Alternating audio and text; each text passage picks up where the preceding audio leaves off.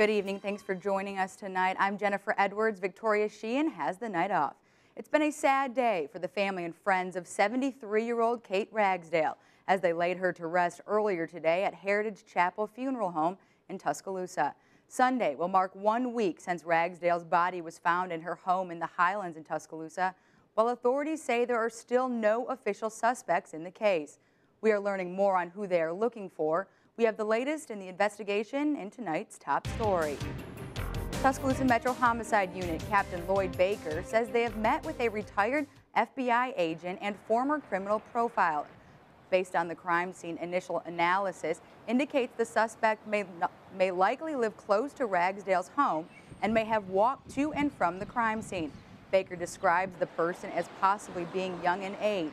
Investigators also believe this person is likely one who hasn't had a long criminal history. Baker is asking everyone to be wary of those displaying tremendous behavior changes in the days following this event. He says these behavior changes will be obvious to peers, friends, and family. Baker says investigators continue to canvass the area and video surveillance is also being collected and analyzed. But authorities can still use any piece of information in this case. You can make a confidential call to Crime Stoppers at 205-752-STOP. Well, a big talk about today has been this cold weather. Parts of our viewing area even saw some snow. Is there a chance for more snow, or is warmer weather headed our way? WVUA's Daniel Sparkman has the latest. Daniel?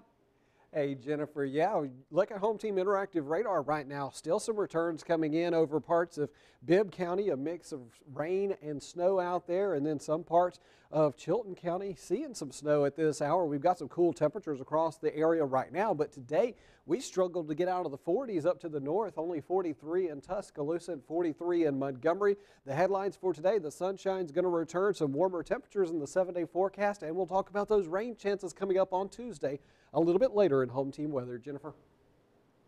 Thanks, Daniel. Whether it's by walking, jogging, or sprinting, over 1,000 people are making a difference in tornado recovery in Tuscaloosa. WVUA reporter Emily Forrester takes you down the path of the Tuscaloosa Half Marathon. Are you ready? Set, go! And just like that, over 1,000 people took their first steps into history for Tuscaloosa's first ever half marathon. The race is 13 miles, and all proceeds are going towards areas affected by the April 27th tornado. I run today because I survived. I'm a storm survivor. I think people think that it happened, it's over, and it's back, but there's still a lot of work to be done here. With storm recovery in mind, the race goes through areas that got hit by the tornado of 2011, like Forest Lake and Rosedale. And runners say part of their motivation comes from the theme of running towards recovery. It was a tragic day, but the way Tuscaloosa's bounced back has been amazing. Came a long way in a relatively short time, but still work to be done. Organizers say holding a half marathon in Tuscaloosa just made sense to them because of the way it brings people together. We felt like a half marathon is a community event because you need everyone involved, volunteers to the runners. Everybody here could be somewhere else doing something else, but they're choosing to help recover those areas that were torn down and destroyed by the storm. Duckworth says it's also a way to honor those affected by the storm. It was a really nice way to be able to say a tribute to those that lost their lives, those that are rebuilding their lives, and those volunteers that are putting our city back together. Organizers say they hope the race becomes an annual event. Reporting in Tuscaloosa, Emily Forrester, WVUA News. Those who chose not to run the entire 13 miles could do a 1-mile fun run instead. Duckworth says the attendance of the race was much greater than expected. Well, reports show the number of identity theft victims increased by 1 million over the past year. Tuscaloosa Chevrolet in Cottondale hosted its quarterly Shred Fest today in hopes of stopping identity theft from happening to you. People brought bags, boxes, even carloads of bank and credit card statements, canceled checks, and anything with their personal information on it that they needed to be shredded. Tuscaloosa Chevrolet sales manager Fred Spencer says the impressive turnout not only means good things for the community, but it means a lot to his company as well. In this day and time, it's hard to gain the trust of people. Everybody's cautious about everybody. So it makes us feel real good and make us know that we are doing an important job in giving back to the community. And we love to do it. If you think you might be a victim of identity theft, you can call the Identity Theft Hotline at 1-877-438-ID-THEFT. With prom right around the corner, the search for the perfect prom dress has begun for many high school girls. One obstacle many may face during this search is finding the dress at a reasonable cost. 94.1 ZBQ, 98.1 TXT, and Midtown Village have partnered together to hold their 3rd annual House of Prom, so girls may have an easier time with their search. WVUA reporter Kelly Rittenauer takes you to this year's event. This isn't Danielle Shackelford's first time to the House of Prom. I came 2 years ago. But by the time she got through the door, there wasn't much to choose from, and she left with nothing. So this year, she made a change. I got here at 6, so there was no one here when I got here. She brought her sister and good friend Alex for support.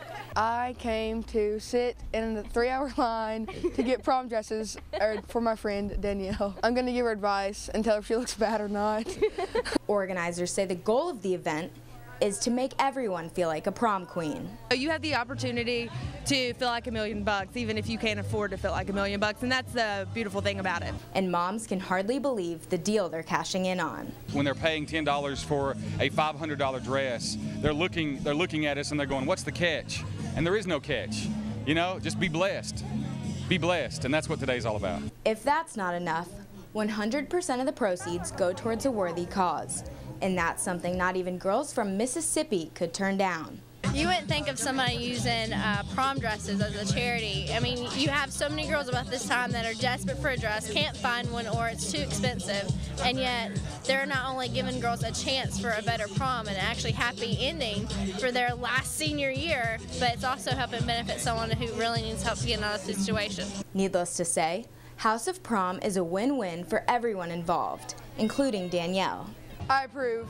Reporting in Tuscaloosa. I'm Kelly. You're Kelly. I'm Wild Bill. And I'm Kelly Rittenauer for WVUA News. Organizers say a total of 600 dresses were donated for this year's event, which is double the amount from when the first House of Prom was held in 2011. People of all ages are celebrating Dr. Seuss's birthday all across the country today, including those right here in West Alabama. Kids in Tuscaloosa celebrated the famous Doctor's Day with 2 familiar faces. University of Alabama football players C.J. Mosley and Vinny Sinceri read some of Dr. Seuss's popular titles like Green Eggs and Ham to kids at the Mildred Westervelt Warner Transportation Museum. Everyone enjoyed Dr. Seuss-themed treats, and some even participated in the Cat in the Hat and the Lorax activities. I like Dr. Seuss's books because he loved poetry. I'm a big fan of Dr. Seuss. He writes funny poems. Dr. Seuss made a bunch of characters. I like reading. I can sound out words. Happy birthday, Dr. Seuss.